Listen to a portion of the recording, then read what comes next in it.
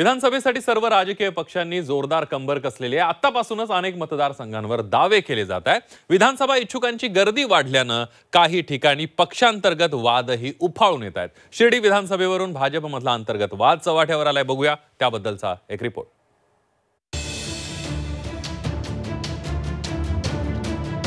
शिर्डीवरून भाजपमधला वाद चव्हाट्यावर। विखे पाटील महादेवाच्या पिंडीवरील विंचू। डॉक्टर राजेंद्र पिपाडांचा हल्लाबोल।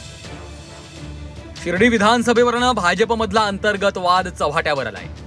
शिर्डीमधून विधानसभा लढवण्यासाठी इच्छुक असलेले भाजपचे डॉक्टर राजेंद्र पिपाडा यांनी विखे पाटील पिता पुत्रांवर गंभीर आरोप केलेत। विखे पाटलांमुळेच अहमदनगर जिल्ह्यात भाजपची अधोगती झाल्याचा आरोप पिपाडा यांनी केलाय। या पुढे जाऊन विखे पाटील म्हणजे महादेवाच्या पिंडीवर बसलेला विंचू आहे, विंचूला मारलं तर महादेवाला चप्पल लागते, अशी भाजप नेत्यांची अवस्था झाल्याचा दावा पिपाडा यांनी केलाय। विंचू आता महादेवाच्या पिंडीवर जाऊन बसलेला आहे आणि भारतीय जनता पक्षाच्या नेत्यांची अशी अवस्था झालेली आहे की त्या विंचूवाला चप्पल मारायची तर चप्पल महादेवाला लागते। म्हणजे ही जी सार्वत्रिक भावना मी एक कार्यकर्त्याच्या नात्याने त्या ठिकाणी मांडत आहे। विखे पक्षात आल्यानंतर दोन्ही जागा त्या ठिकाणी पडतायत, पक्षाचे आमदार त्या ठिकाणी 5-5 कमी होत आहेत, म्हणून हे सर्व गंभीर आहे। विखेंच्या पक्षात येण्याने भारतीय जनता पक्षाचं फार मोठं नुकसान झालेलं आहे।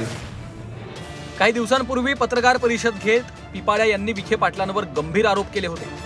विखे पाटलांच्या सांगण्यावरून आपल्यावर हल्ला झाल्याचा आरोपही पिपाडा यांनी केल्यामुळे खळबळ उडाली होती। भाजपकडनं शिर्डी विधानसभेची उमेदवारी मिळावी अशी डॉक्टर राजेंद्र पिपाडा यांची इच्छा आहे। 2009 साली डॉक्टर राजेंद्र पिपाडा यांनी राधाकृष्ण विखे पाटलांच्या विरोधात विधानसभेची निवडणूक लढवली होती।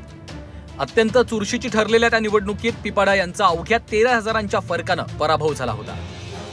2019 साली काँग्रेसला रामराम करत विखे पाटलांनी भाजपमध्ये प्रवेश केला। पिपाडा आणि विखे पाटील या कट्टर विरोधकांचं मनोमिलन घडवण्यात त्यावेळी देवेंद्र फडणवीसांना यश आलं होतं। मात्र आता पुन्हा एकदा पिपाडा यांनी विखे पाटील पिता पुत्रांविरोधात शड्डू ठोकलाय। विखे पाटील हे भाजपच्या नेत्यांनाच त्रास देत असून ते पक्षात आल्यानंतर पक्षाची अधोगती झाल्याचा दावा पिपाडा यांनी केलाय। गेल्या विधानसभेत विखे पाटलांमुळेच अहमदनगर जिल्ह्यात भाजपच्या 5 आमदारांचा पराभव झाल्याचा दावाही पिपाडा यांनी केलाय।